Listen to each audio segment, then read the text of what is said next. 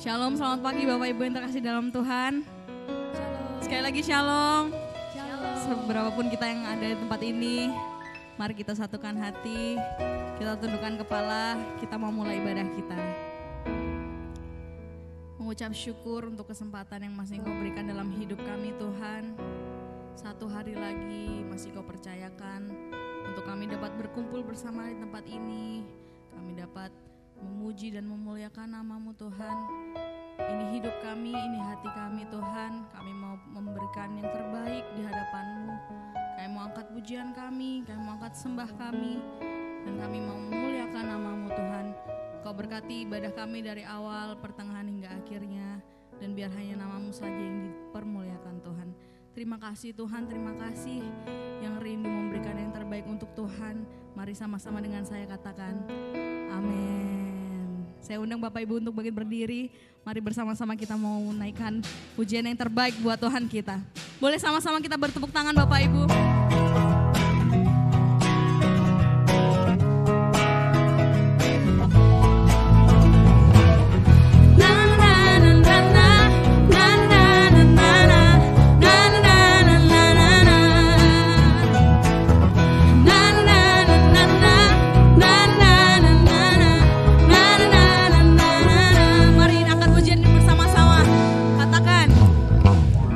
Haleluya, ku memuji-Mu Tuhan.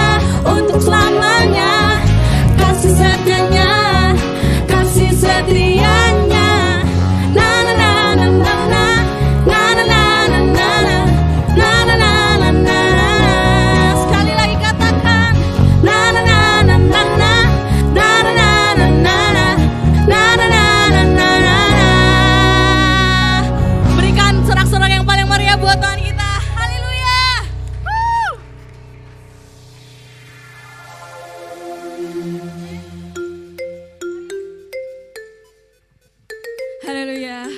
Sorak-sorak kemuliaan bagi Tuhan sekali lagi. Boleh sama-sama kita goyangkan badan ke kiri kanan. Boleh tepuk-tepuk tangan. Kasih yang begitu besar, lebih kuat dari dosa.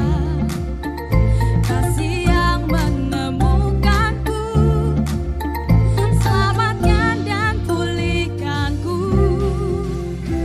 Ku naikkan syukurku, ku tak akan berhenti memuji, meninggikan namamu selalu, menari, memuliakanmu. Dibebaskan, dibangkitkan, hidup yang kau beri, dan kini hanya untukmu. Boleh mari sama-sama tepuk tangan di atas kepala. Sama-sama katakan. Kasih yang begitu besar, lebih kuat dari dosa. Kasih yang menemukanku, selamatkan dan pulihkanku. Ku naikkan syukurku, ku tak akan berhenti memuji, meninggikan namamu selalu, menari, memuliakanmu. Dibebaskan, dibangkitkan, hidup yang kau beri, dan kini hanya untukmu.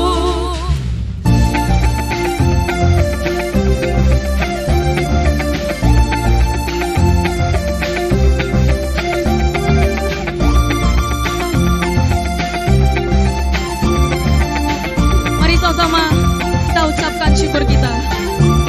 Ku naikkan syukurku, ku naikkan syukurku. Ku tak akan berhenti memuji, meninggikan namamu selalu, menari, memuliakanmu. Dibebaskan, dibangkitkan, hidup yang kau beri, dan kini hanya takkan berhenti. Meninggikan namamu, dibebaskan, dibangkitkan, hidup yang kau beri, dan kini hanya untukmu. Hidup yang kau beri, dan kini hanya untukmu. Puji Tuhan. Bapak Ibu dipersilakan untuk duduk kembali. Mari kita siapkan hati kita. Kita mau mendengarkan kebenaran firman Tuhan. Terima kasih Tuhan. Terima kasih Bapa. Hanya Engkau tempat kami bersandar Tuhan. Hanya Engkau satu-satunya.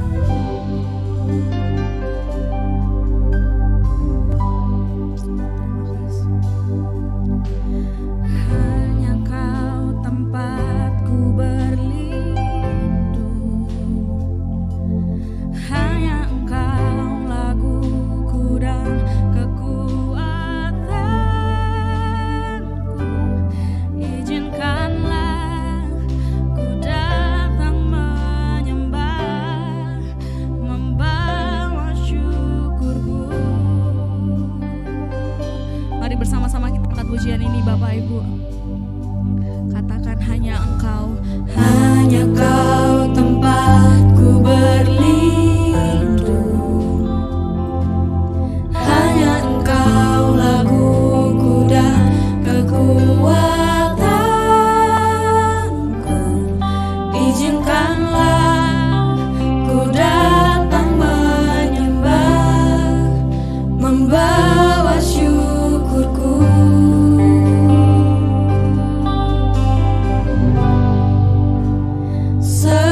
Sedalam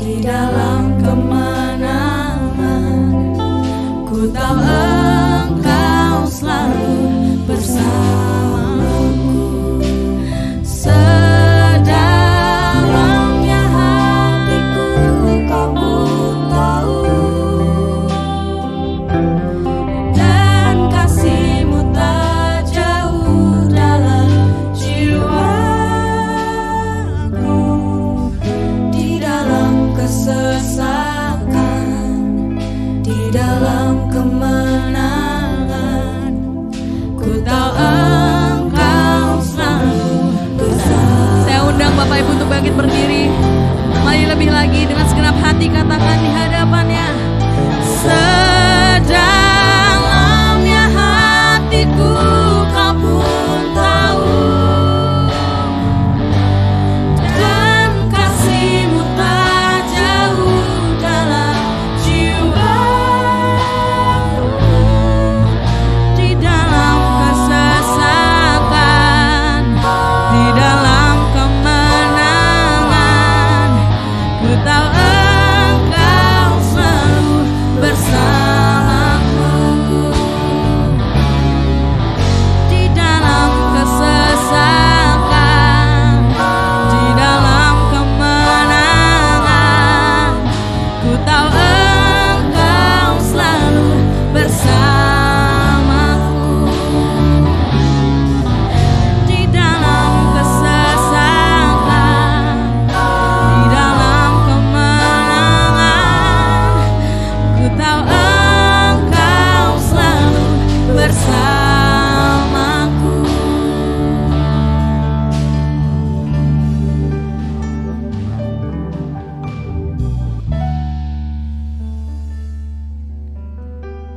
Wahyukan kepada setiap kami ya Bapa, makna dan arti kehadiran dan penyertaan-Mu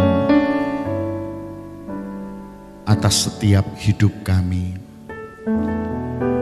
Dalam setiap langkah kaki kami menjalani kehidupan di dunia yang sedang mengalami kebinasaan, biar kami boleh mengalami makna dari penyertaan dan kehadiran-Mu. Biar Immanuel itu diwahyukan atas setiap pribadi kami, sehingga kami benar-benar mengalami Tuhan, pembelaan, pertolongan, penyertaan, pemeliharaan yang datang dari Tuhan. Itu biar kiranya terjadi dan kami alami atas setiap pribadi kami Tuhan. Bapa, terima kasih untuk kesempatan yang indah di minggu yang baru yang Tuhan jadikan untuk kami memulai sepanjang minggu ke depan dengan kami boleh mendapatkan anugerah datang dan menghampiri tahta kemurahan kasih-Mu. Hadir dan beracaralah atas setiap kami di dalam pertemuan ibadah kami pagi hari ini. Biar kuasa kehadiran-Mu dan jamahan-Mu terjadi atas kami. Juga atas setiap umat-Mu dimanapun mereka berada. Setiap kami yang boleh mengalami dan menikmati Tuhan melalui acara firman Tuhan, ibadah, melalui acara streaming YouTube. Baik Tuhan, semua sarana yang boleh kami nikmati untuk kami bersama-sama menghampiri tahta kemurahan-Mu, mengangkat hati kami ke sorga. Biar kiranya kuasa Roh Kudus Allah akan melawat setiap kami, menjamah setiap pribadi kami. Sehingga memulai sepanjang minggu ke depan, kami boleh ada di dalam segala limpah berkat dan pemeliharaan Tuhan terjadi atas setiap pribadi kami. Hamba-Mu berdoa, dan hamba mohonkan doa ini di dalam berkat nama Tuhan Yesus Kristus. Haleluya. Amin. Amin. Silahkan duduk Bapak Ibu saudara kasih Tuhan. Shalom.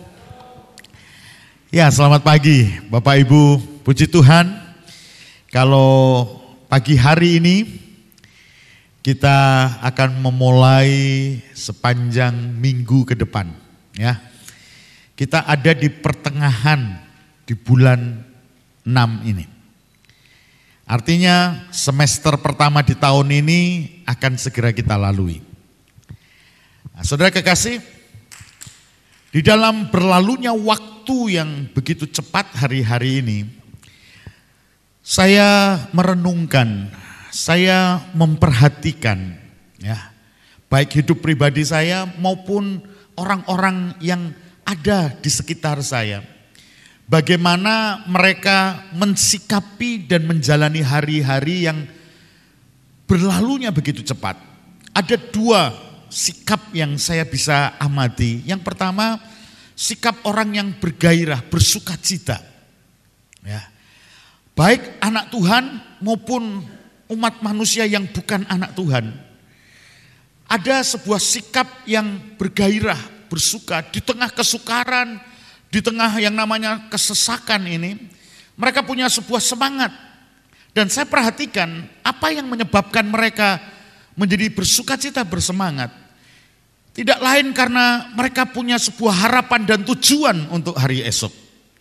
Mereka mengharapkan sesuatu yang lebih baik. Mereka memiliki tujuan hidup ini untuk tidak menjadi biasa-biasa saja. Tujuan hidup itu yang akan membuat mereka bergerak maju ke depan, sekalipun di tengah hambatan.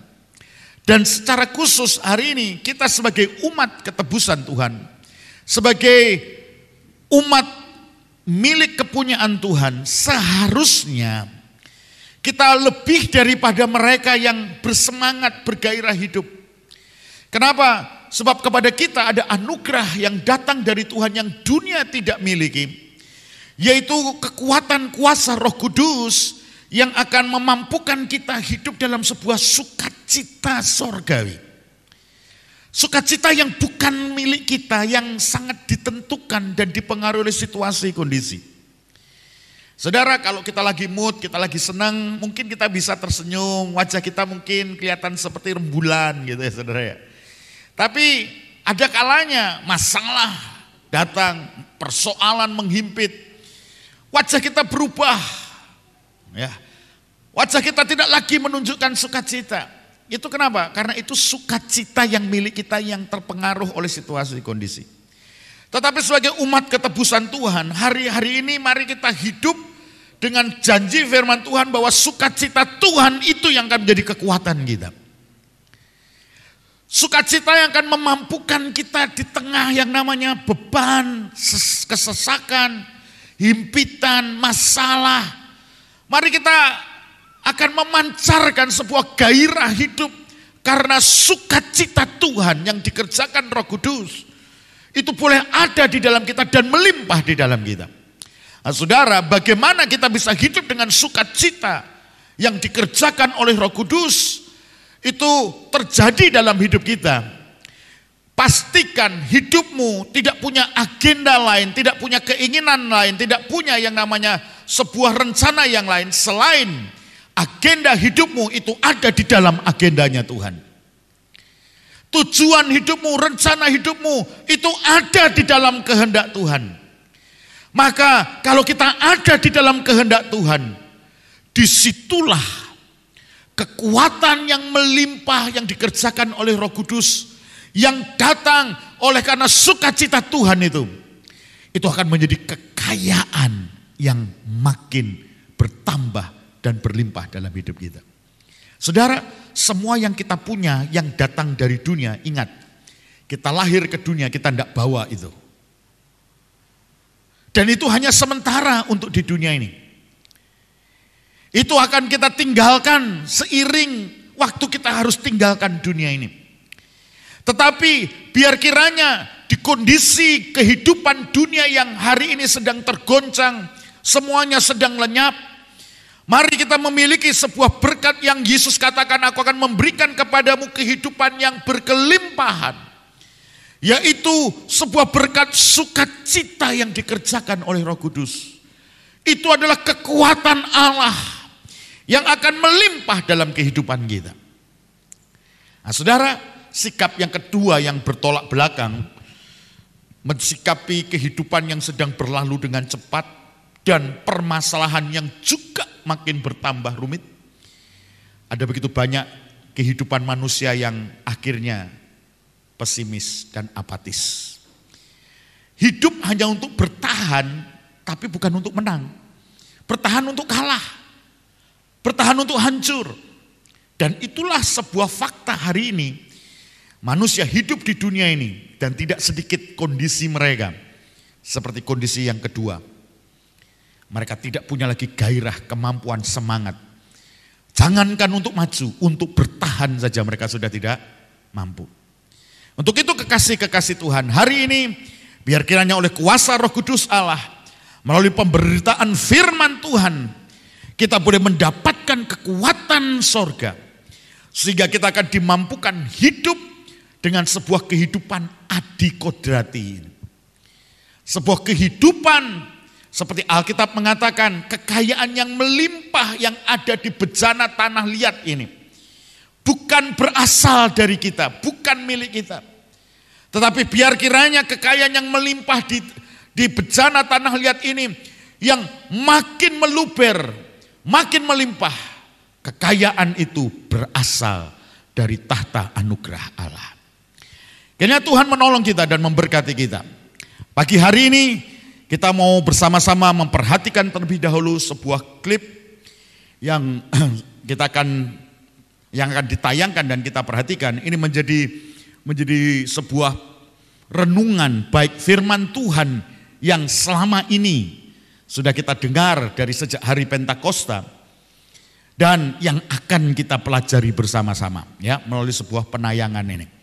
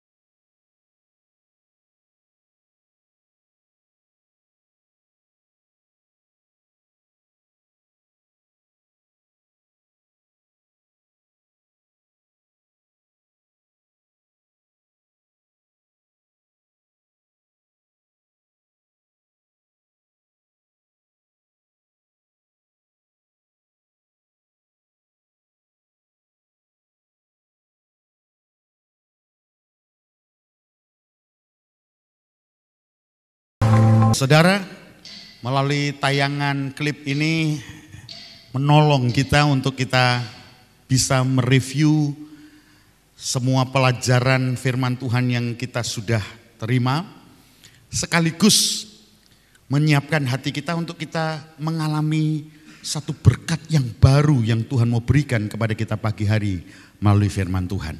Ya, melalui pandemi ini ada berkat tersendiri buat saya, saudara. Menyampaikan firman Tuhan bukan lagi hanya persiapan, tapi juga membuat yang namanya sebuah klip.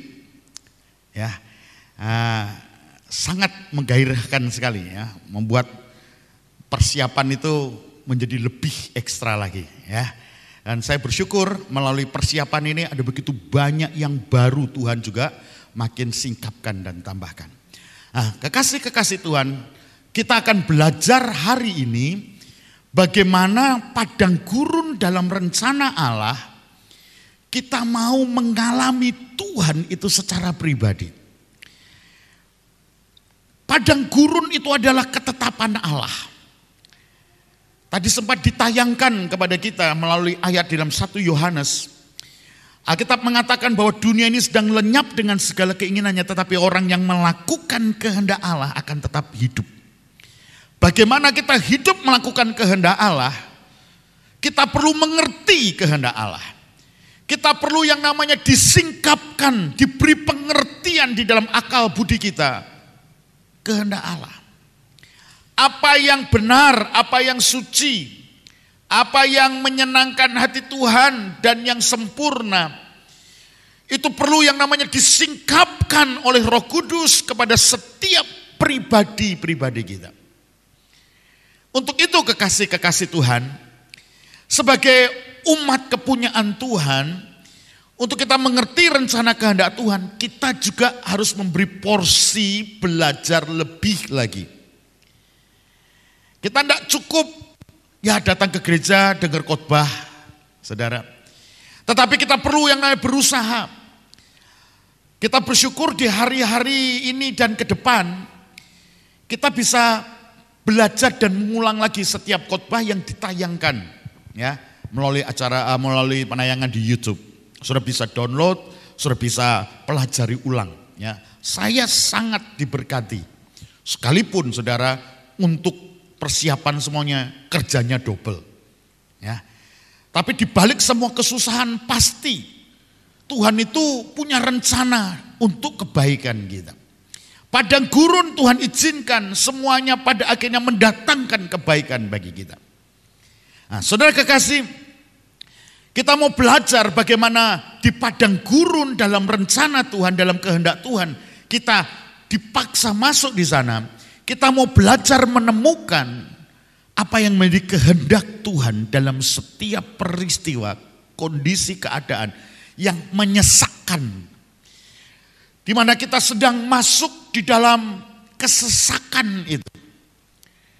Tapi di balik kesesakan, kalau kita bisa mengerti rencana Tuhan, kita akan mengalami kemuliaan demi kemuliaan. Itu akan ditambahkan kepada kita. Hari ini kita mau belajar persinggahan-persinggahan ya. Satu ayat firman Tuhan terlebih dahulu kita akan perhatikan di dalam Bilangan pasal yang ke-33 ayat yang kedua. Dikatakan Musa menuliskan perjalanan mereka dari tempat persinggahan ke tempat persinggahan sesuai dengan titah Tuhan. Dan inilah tempat-tempat persinggahan mereka dalam perjalanan mereka. Saudara, 40 tahun di padang gurun, Alkitab mencatat itu paling tidak 41 kali. Dari Sukot, kota pertama mereka keluar dari Mesir, sampai ke Gilgal, kota terakhir sebelum mereka masuk tanah perjanjian dan dimulai dengan merebut Yeriko dengan kuasa Tuhan yang ajaib itu. Ada 41 kali tempat persinggahan yang Alkitab mengatakan semuanya itu ditetapkan oleh Tuhan. Bangsa Israel berhenti dan bangsa Israel berkemas untuk berjalan di satu tempat. Itu bukan karena pilihan mereka. Mereka tidak bisa berkata, Musa capek istirahat saja. Tidak, saudara. Musa capek kita bangun kemah di sini. Mereka tidak bisa. Karena di tempat di mana mereka berhenti, itu tempat ditetapkan oleh Allah. Dikatakan atas titah Tuhan. Kata titah di sini itu adalah sebuah perintah raja. Dan saudara tahu kalau hidup dalam sebuah kerajaan, kalau raja memberi titah, saudara tidak punya kesempatan tanya, kenapa? Saudara tidak punya kesempatan nawar, boleh tidak kalau begini? Tidak bisa. Kalau titah itu adalah sabda raja, itu adalah sebuah ketetapan dan perintah yang mau tidak mau, suka tidak suka, saudara wajib melakukannya. Ternyata di padang gurun atas titah Tuhan, bangsa Israel ini berhenti untuk berkemah, dan atas titah Tuhan juga mereka harus berkemas dan mereka harus melanjutkan perjalanan. Saudara kekasih, memperhatikan apa yang tertulis di dalam Alkitab kita dalam sebuah versi bahasa Ibrani, ya saudara, itu ada kedalaman luar biasa. Sebab di dalam Bilangan 33 ini tercatat 40 kali dituliskan frasa kata yang dalam bahasa Ibrani itu menjelaskan bagaimana bangsa Israel itu berangkat dari dan selanjutnya mereka berkemah di. Ya. Frasa kata ini di dalam bahasa Ibrani, di dalam Bilangan 33 ini ditulis 40 kali. Artinya saudara, ada sebuah pesan ilahi yang terkandung di dalamnya. Ada sebuah pelajaran rohani buat kita. Makna dalam perjalanan hidup di dunia ini bukanlah sebuah kehidupan yang permanen. Saudara, ada istilah hidup di dunia ini cuma mampir ngombe. Ya. Oh, hidup di dunia ini dikatakan mereka hanya singgah, bukan bangun rumah, tapi mendirikan tenda. Kenapa? Karena untuk waktu yang tidak lama, mereka akan berkemas-kemas lagi. Kenapa? Karena tujuan utama belum tercapai sepenuhnya. Inilah kehidupan yang Tuhan mau kita maknai. Hidup di dunia ini bukanlah sebuah kehidupan yang kekal. Sehingga kita hidup di dunia ini kalau semuanya itu datang dan pergi, ya sudah. Kalau harus pergi ya tidak usah disesali. Kalau harus pergi, yang pergi biarlah pergi, tetapi yang masih harus menjalani hidup ini, kita harus menjalani hidup ini sampai tuntas. Tidak ada yang di dunia ini yang kekal yang bisa kita pertahankan. Semua ada waktunya kita lepaskan. Saudara mau atau tidak mau ada saatnya. Saudara bisa menggenggam semua yang saudara miliki. Karena ada waktunya semua yang saudara miliki itu akan terlepas dari saudara. Saudara mau atau tidak mau. Setuju atau tidak setuju. Itulah makna frase kata di mana Alkitab mengatakan mereka berangkat dari lalu mereka berkemah di. Ini sebuah pelajaran hidup bahwa hidup di dunia ini kita harus membangun sebuah kultur, sebuah budaya rohani. Hidup di dunia ini adalah kita berkemah dan berkemas. Saudara, jangan parkir terlalu lama di dunia ini. Ya. Apalagi mogok di dunia ini. Saudara, mari biar hati kita bukan kita parkir di dunia ini. Tapi hati kita tambatkan ke sorga. Selanjutnya kita mau belajar 40 tahun di padang gurun. Tadi dikatakan di dalam setiap persinggahan itu karena kehendak Tuhan, itu titah Tuhan. Hari ini kita mau belajar yang namanya 3 persinggahan bangsa Israel sejak keluar dari Mesir. Di kota Ramses lah mereka keluar dari Mesir. Lalu mereka sebelum mereka masuk ke padang gurun mereka bertemu dengan jalan buntu yaitu Laut Tiberau. Ada 3 persinggahan yang kita mau belajar pada pagi hari ini.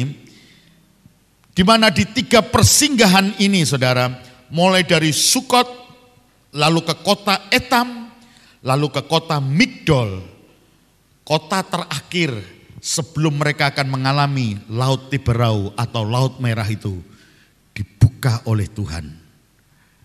Kekasih-kekasih Tuhan, kita mau melihat dulu sebuah klip singkat bicara tentang tempat persinggahan bangsa Israel yang kita mau pelajari bersama-sama.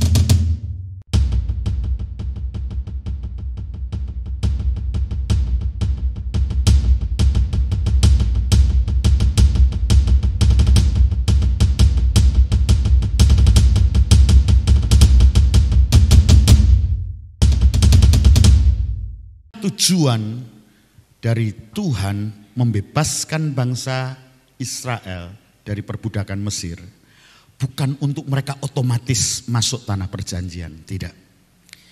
Tetapi atas kehendak Tuhan untuk disampaikan kepada Firaun melalui Musa, maksud dan tujuan supaya Firaun membebaskan bangsa Israel, mereka pergi ke padang gurun untuk beribadah kepada Tuhan.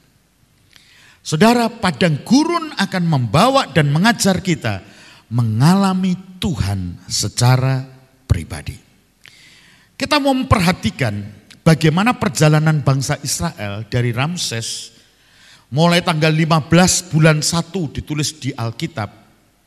Mereka keluar dari Ramses, lalu mereka berkemah di Sukot, tempat persinggahan yang pertama. Lalu selanjutnya mereka singgah ke tempat yang kedua namanya Etam. Baru setelah dari Miktam mereka melanjutkan perjalanan singgah di Migdol. Migdol adalah kota sebelum mereka mengalami mujizat Laut Tiberau dibuka oleh Tuhan. Saudara, mereka hanya perlu 6 hari perjalanan ini.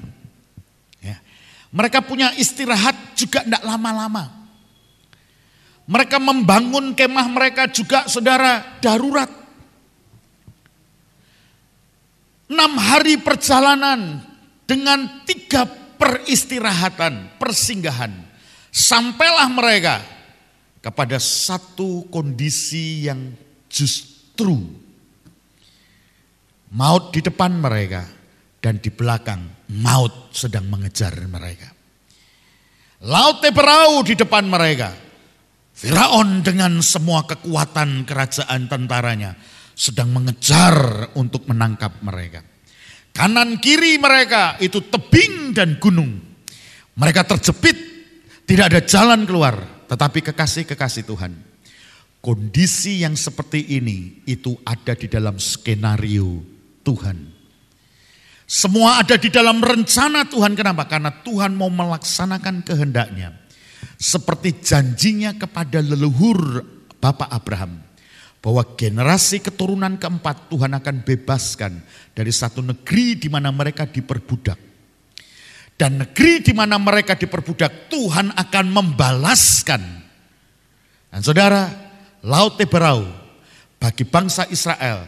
Mereka dilahirkan menjadi bangsa di mana Musa menjadi pemimpin mereka. Alkitab mengatakan untuk menjadi pengikut Musa, mereka harus dibaptis melalui laut.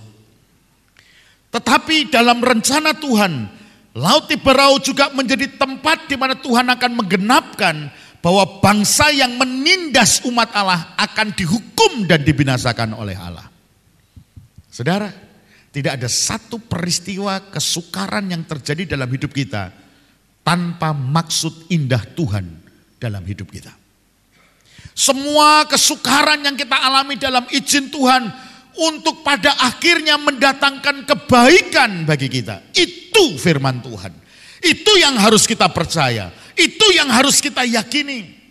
Sehingga dengan keyakinan yang dalam dan kokoh, kita bisa belajar mengucap syukur di tengah kesukaran yang kita alami. Itulah sebuah kehidupan yang Tuhan berikan kepada kita melalui karya penebusan.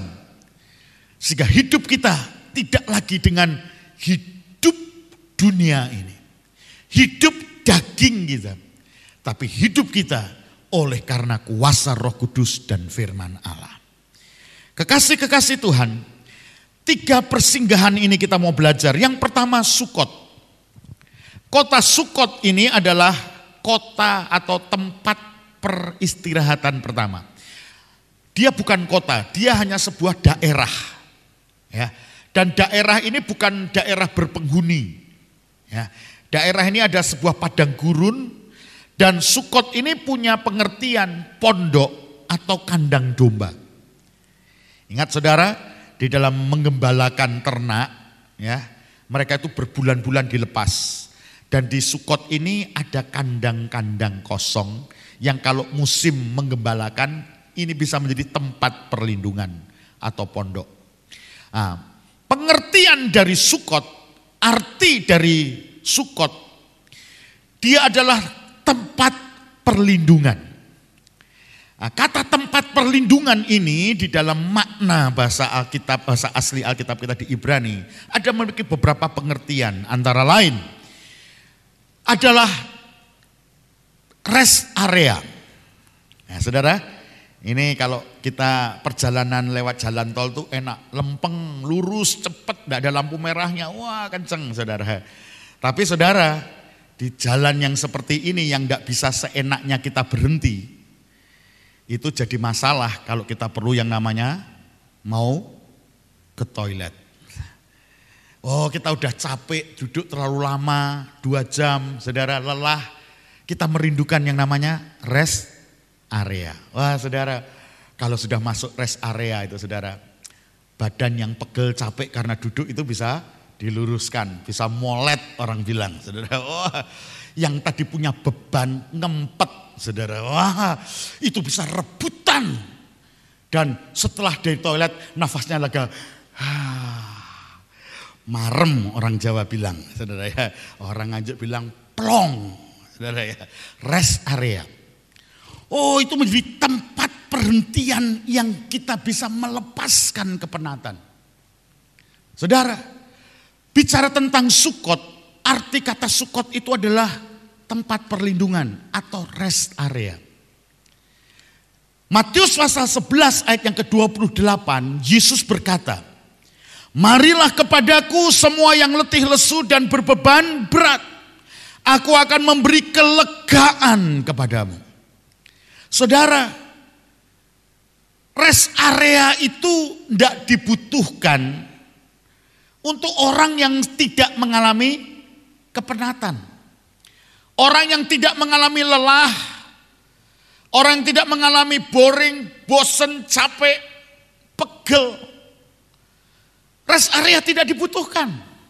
Tetapi sebaliknya saudara, kalau kondisi yang kita alami itu membuat kita penat, membuat kita lelah, rest area itu menjadi satu tempat yang sangat kita butuhkan. Nah, saudara kekasih, peristirahatan pertama dalam perjalanan keluar dari Mesir, mereka ketemu Sukot. Mereka ketemu tempat perlindungan. Kekasih-kekasih Tuhan, dalam setiap perjalanan hidup kita bisa pastikan tidak ada kita yang hidup itu tidak ono masalah. Ya. Kita pasti mengalami dalam perjalanan hidup kita ini, kita beranjak dari masalah yang satu belum selesai, masalah yang lain sudah datang lagi. Dan tidak sedikit kita akan mengalami kondisi menjadi penat, lelah. Saudara kekasih, mari kita mau menemukan yang namanya tempat perteduhan di dalam Yesus Kristus. Tuhanlah menjadi tempat perlindungan kita. Dia adalah sebuah daerah rest area di mana kita bisa melepas kepenatan kita. Beban kita bisa kita lepaskan. Kita bisa menerima kelegaan. Dan Yesus berkata, mari kepadaku semua yang letih lesu dan beban berat, aku akan memberi kelegaan kepadamu. Tetapi saudara, di rest area, tidak mungkin saudara, aku mau nginep dulu di sini, enak, bebanku lepas. Saudara ya, di rest area itu tidak ada hotelnya saudara. Ya.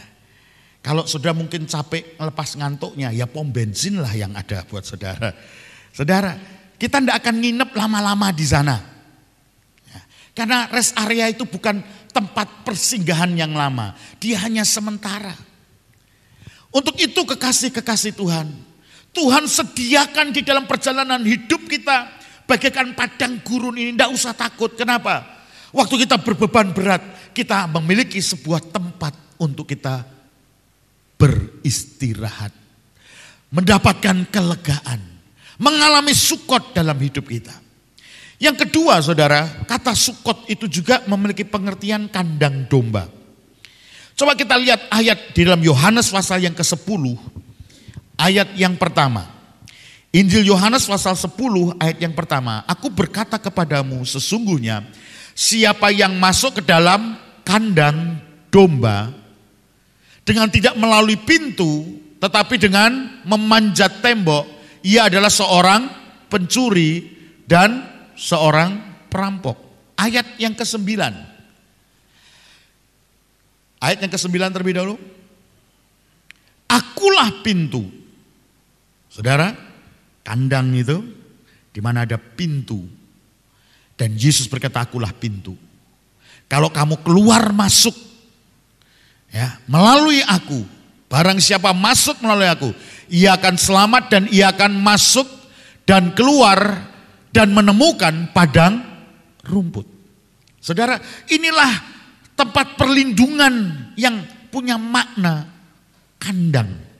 Di tengah padang gurun yang penuh dengan bahaya, kalau kita menemukan sebuah kandang, di situ kita akan yang namanya aman. Kenapa? Karena kandang itu tidak ada pintu yang lain selain satu pintu utama. Saudara lihat hari ini dalam kehidupan new normal ini, ya, kalau sudah pergi ke satu daerah, pergi ke mall yang sudah mulai dibuka, tidak semua pintu dibuka, hanya satu pintu utama. Kenapa? Semua yang keluar masuk itu bisa dideteksi. Saudara, Sukot berbicara tentang sebuah kandang perlindungan di mana Yesus yang bertanggung jawab menjaga saudara. Dan kalau kita melewati pintu ini dikatakan keluar masukmu engkau akan menemukan padang rumput. Ayat yang ke-10. Ayat yang 10 mengatakan pencuri datang hanya untuk mencuri dan membunuh dan membinasakan. Tetapi aku datang supaya mereka mempunyai hidup dan mempunyainya dalam segala kelimpahan. Sukot berbicara tentang yang namanya tempat perlindungan seperti kandang, di mana pintu itu yang akan bertanggung jawab menjaga saudara. Dan di mana kalau kita melewati pintu, yaitu Kristus Yesus Gembala Agung kita, keluar masuk kita justru mengalami kelimpahan di dalam Tuhan. Kelimpahan ini bukan saja berbicara tentang sebuah yang namanya materi.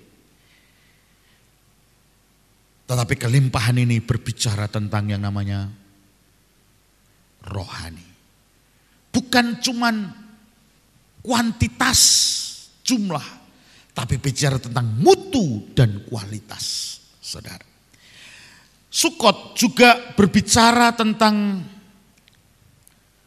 bagaimana di tempat ini bangsa Israel setelah perjalanan keluar, mereka makan roti tidak beragi.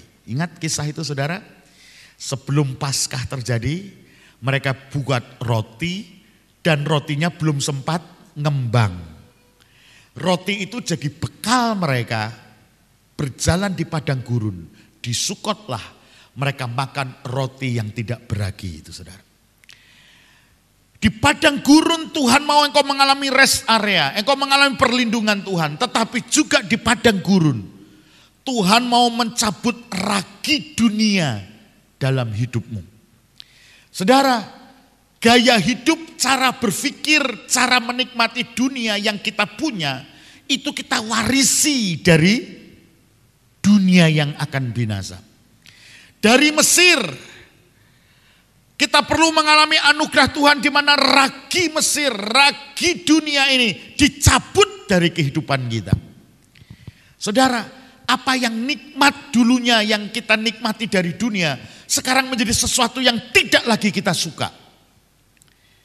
Saudara, dulu yang menjadi kesukaan daging yang membawa kita ke binasa, sekarang kita ketemu dengan tempat perlindungan. Kita akan mengalami ragi itu diambil dari kehidupan kita. Sehingga kesukaan yang ada pada kita bukan lagi apa yang menyenangkan hatiku.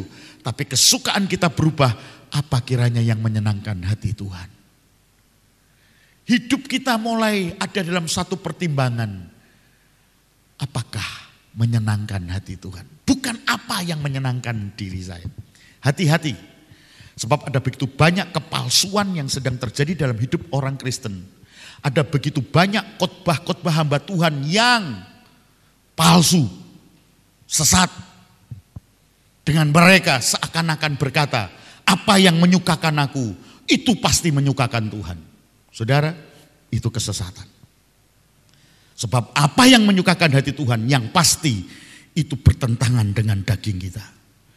Kalau menyukakan daging kita, jangan engkau pernah percaya itu menyenangkan hati Tuhan. Itu kepalsuan.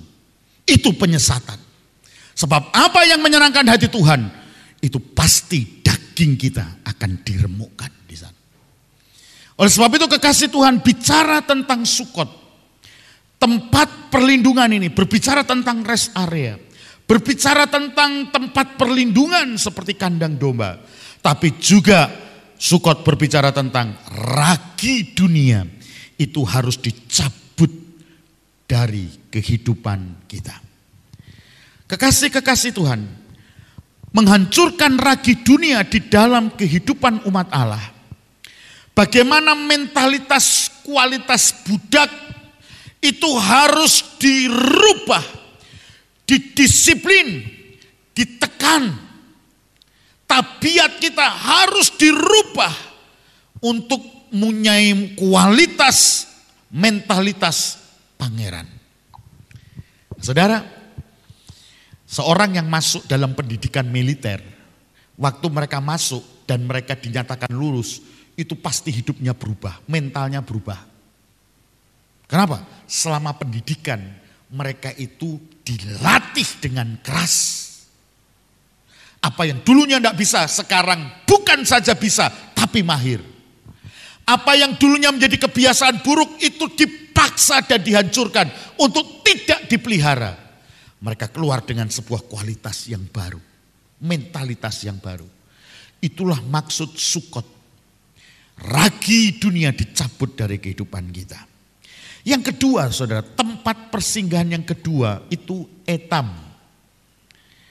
Etam berbicara tentang tembok pengharapan.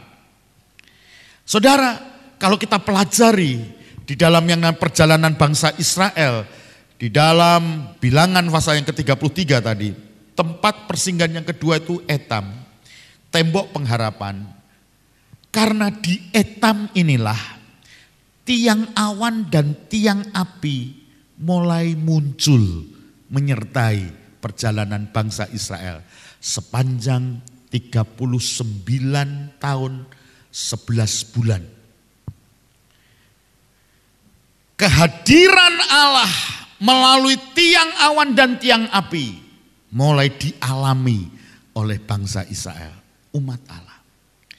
Immanuel, Tuhan beserta kita, bukan lagi sebuah slogan dan jargon rohani kita. Tapi Immanuel itu diwahyukan, nama yang diwahyukan. Sehingga kita mengalami Immanuel dalam hidup kita. Kita mengalami yang namanya kehadiran dan penyertaan Tuhan. Itu terjadi dalam hidup kita.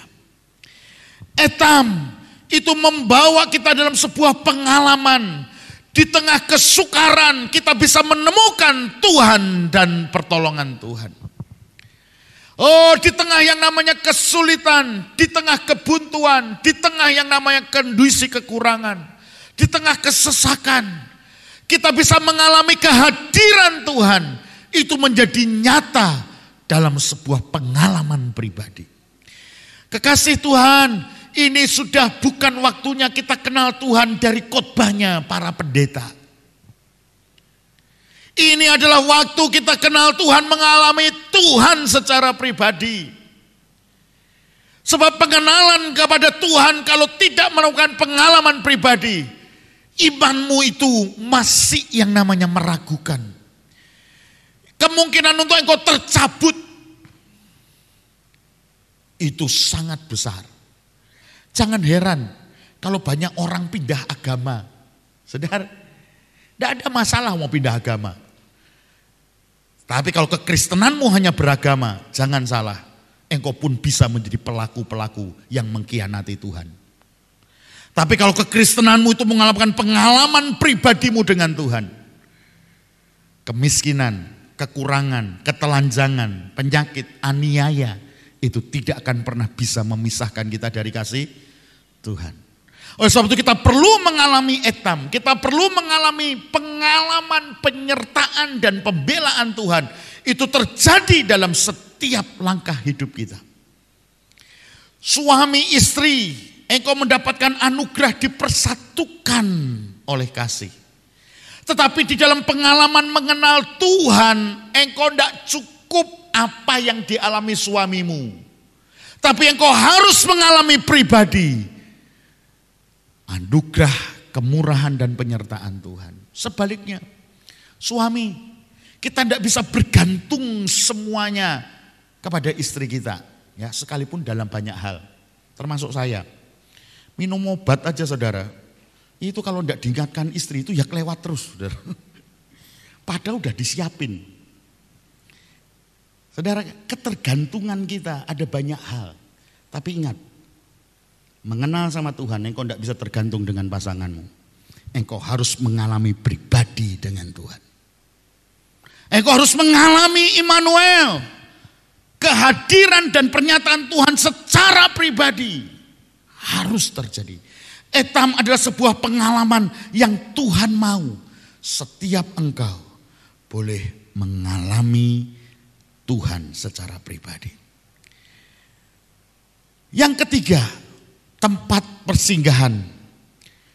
Migdol adalah sebuah tempat atau yang disebut juga tentangan Migdol.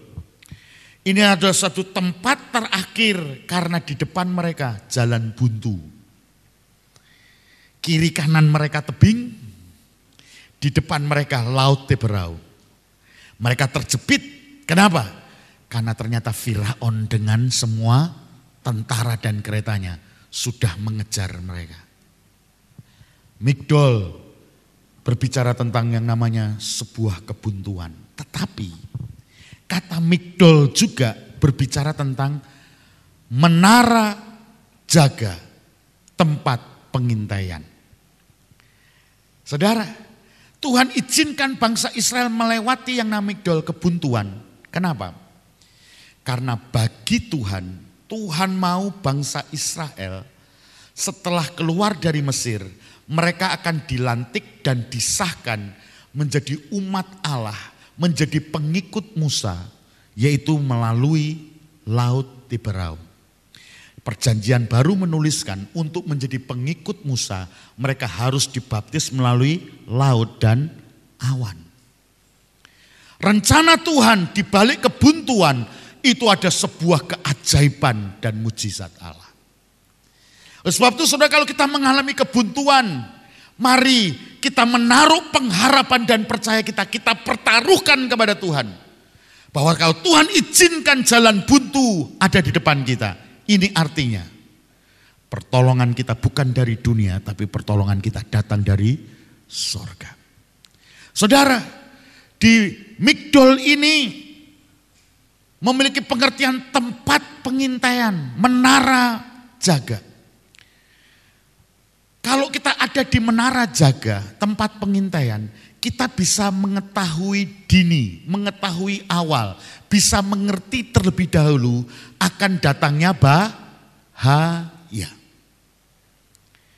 Di menara jaga ini bukan saja kita bisa mengetahui lebih dahulu akan datangnya bahaya, tapi di menara jaga ini juga kita bisa memberitahukan kepada saudara-saudara kita supaya mereka berjaga-jaga.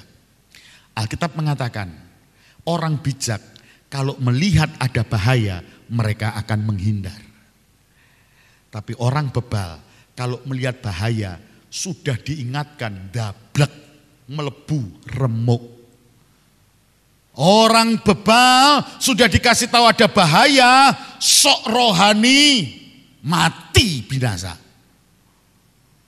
Tetapi kita perlu hari ini menjadi orang Kristen.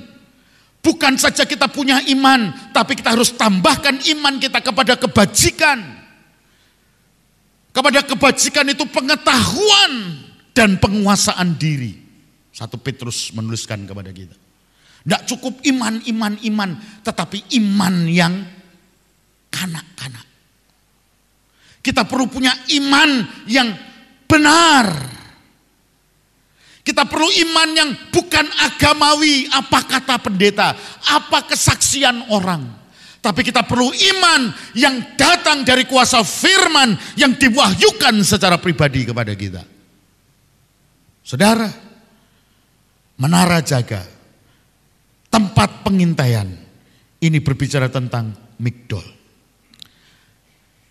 Kekasih-kekasih Tuhan, di dalam Keluaran pasal yang ke-14, ayat yang kedua, di tempat ini firman Tuhan berkata begini, katakanlah kepada orang Israel supaya mereka balik kembali dan berkemah di depan Pihariot antara Migdol dan laut, tepat di depan Baal Zefon, berkemahlah kamu di tepi laut. Nah, kalimat ini saudara, ada satu kata yang penting, dikatakan supaya mereka balik kembali. Nah, saudara, kata balik kembali ini kalau pengertian kita kurang tepat, kita akan nanti yang namanya bereaksinya salah. Nah, pengertian yang kurang tepat itu begini, kata balik kembali, kalau kita lewat yang namanya jalan, jeder, buntu, terus apa yang kita lakukan? Putar balik kan? Balik lagi ke tempat awal. Itu pengertian yang salah karena ayat ini tidak mengajarkan seperti itu. Kata balik kembali ini sebenarnya punya pengertian begini saudara. Titik balik.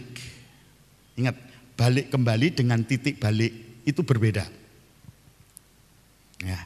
Kalau bicara tentang titik balik, ini adalah yang namanya sebuah titik menentukan kita akan mengalami sebuah kondisi yang berubah. Jalan buntu itu bukan kita balik arah. Tapi jalan buntu itu adalah titik balik di mana kita akan mengalami sebuah anugerah Tuhan. Itu migdol. Kita pasti dalam hidup kita sekali waktu kita akan menemukan jalan buntu. Tapi dengar, setiap yang namanya jalan buntu yang Tuhan izinkan engkau hadapi, di sana adalah titik balik sebuah perubahan arah kehidupan kita. Kita bukan balik kembali ke daerah awal, tapi itu adalah titik balik untuk kita mengalami sebuah perubahan arah hidup kita. Saudara kekasih di dalam Tuhan, kalau tadi kita pelajari dari Sukot, bagaimana ragi dunia, ragi Mesir itu harus dicabut dalam kehidupan kita. Tetapi kalau kita di Migdol, saudara, kita sedang menghadapi sebuah titik balik dalam kehidupan kita. Sebab setelah mereka melewati Laut Tiberau yang dengan mujizat Allah. Coba secara psikologi saya ingin mengajak saudara membayangkan. Kiri kanan itu tebing. 6 hari berjalan di padang gurun. Hari pertama dari Ramses mereka keluar, mereka sorak. Oh 400 tahun kita diperbudak, sekarang kita merdeka. Bersorak, sorak. Tetapi waktu mereka menjalani perjalanan, jelas hidup mereka? Tidak jelas, saudara. Jangan heran, mereka bersungut-sungut dan mereka berkata gini, ternyata di Mesir lebih enak. Padahal apakah di Mesir mereka enak? Enggak. Mereka berseru, mereka menjerit, meminta pertolongan Tuhan supaya mereka dibebaskan dari Mesir. Tapi waktu mereka dibawa ke padang gurun, mereka mulai mengenang, ternyata Mesir lebih enak. Celaka, saudara. Migdol bukan cara berpikir bahwa kita menyerah dan kita kembali kepada dunia. Celaka. Tapi Migdol adalah tempat titik balik kita. Di mana kita akan mengalami kuasa Tuhan yang akan terjadi dalam kehidupan kita. Laut Tiberau terbelah. Saudara, secara psikologi coba bayangin. Mereka sudah 6 hari lelah. Mereka sudah mengalami capek. Lalu mereka ketemu dengan kondisi jalan buntu. Wah, ikut Tuhan katanya enak, ternyata jalaninya babak belur, saudara. Ya. Nah, ini khotbah harus dirubah hari ini para pendeta. Jangan khotbah menyesatkan, ikut Tuhan itu enak, ikut Tuhan pasti ditolong. Jangan titik di sana, itu koma. Kalau kamu mau mengalami Tuhan, kalau engkau mau mengalami ragi dunia diambil dalam hidupmu, semua kepahitan itu justru akan menjadi indah di dalam Tuhan. Kekasih-kekasih Tuhan, kita perlu mengalami Migdol. Dalam kondisi terjepit, di depan ada yang namanya jalan buntu. Di belakang maut mengintai. Bangsa Mesir marah, ngamuk. Tapi di sanalah Tuhan membuat sesuatu yang luar biasa. Laut dibelah. Tanah yang tidak pernah kering. Karena tanah itu selalu tertutup dengan air. Oleh mujizat Allah, tanah dasar laut itu menjadi kering.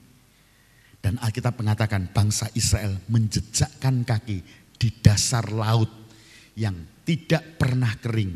Hanya untuk waktu itu dasar air laut Tiberau menjadi kering dan mereka melangkah. Dan saudara tahu, setelah mereka sampai ke seberang, apa yang terjadi? Air laut itu kembali menutup. Dan Tuhan kehendaki Firaun dengan kerajaannya dibinasakan Tuhan di Laut Tiberau. Di depan mata bangsa Israel. Engkau akan melihat kemuliaan Tuhan. Engkau akan melihat kebesaran Tuhan. Kalau engkau mau belajar di dalam setiap perjalananmu di padang gurun. Engkau mengalami Tuhan. Baik engkau mengalami yang namanya Sukot, Etam, dan Migdol. 3 tempat persinggahan awal. Kita akan lanjutkan dalam perjalanan kita ke depan, minggu-minggu ke depan. Setelah yang namanya mereka keluar dari Laut Tiberau. Tidak perlu waktu lama. mereka justru mengalami air yang pahit. Ingat saudara, mengikut Tuhan